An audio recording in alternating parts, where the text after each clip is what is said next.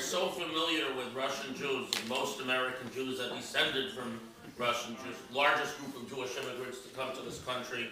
So we think of Russia and Jews as one. But the truth is, unlike Germany or France or Iraq, which have had Jews for a very long time, the Tsars, from the time that the Muscovite dynasty pushed the Mongols out, they were very, very strict about not letting Jews in. Even Jewish merchants who had come to trade in Russia were habitually executed. After the Chmelnytsky rebellion in the Ukraine and the terrible massacre, Ukraine descended into chaos, which seems to be a historically repetitive kind of activity. And in the end, Russia got fed up with the chaos and made a deal with Poland, in which Poland got the western half of Ukraine and Russia got the eastern half of Ukraine, which is what's driving, by the way, the present unpleasantness, is the fact that the Russians historically, they say, look, we're willing to accept the existence of Poland and even western Ukraine, but eastern Ukraine is ours.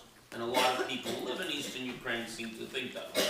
Amusing things about this is that each side was accusing the other of being anti-Semitic, and each side was saying that they're coming in to protect the Jews against the anti-Semites on the other side. So for a moment in history, we have Ukrainians and Russians fighting over who loves the Jews more, and if that's not the sign that the approach of Mashiach, I don't know what is. But at any rate, in 1667, Russia got its first bunch of Jews and didn't really know what to do with them. Then in 1772, at the first partition of Poland, a Polish patriot who left Poland with a price on his head for rebelling against the Russian occupation and being an unemployed military fellow, he found work with George Washington, was perhaps even more important than Lafayette in actually training the American troops. At any rate, so out of the option of the Jews by Russia emerged one of the factors that made this country succeed, and of course much later it becomes a refuge for Jews for Russia. So history is fascinating that way.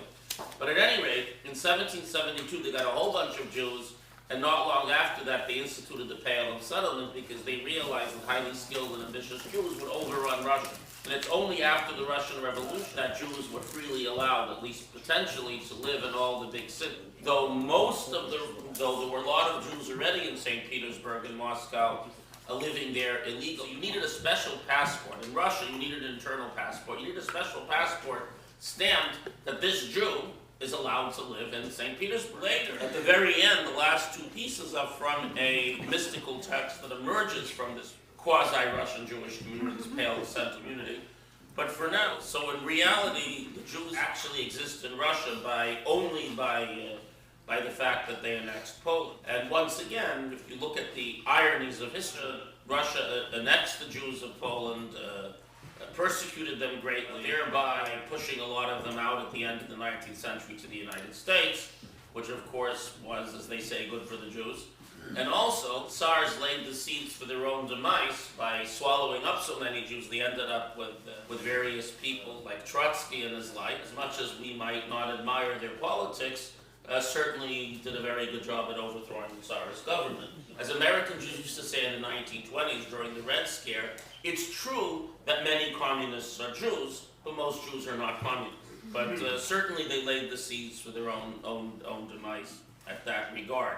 Indeed, the Rabbi Shmuel, the fourth Lubavitcher Rebbe, who was very active in St. Petersburg, he had the largest Russian Hasidic community, marked to one of the Tsar's ministers. He says, look, it was after the first pogroms in 1881, 1882. He says, listen, he says, if you keep proceeding with these pogroms, you're going to unleash forces that are completely remove your rulership from the table.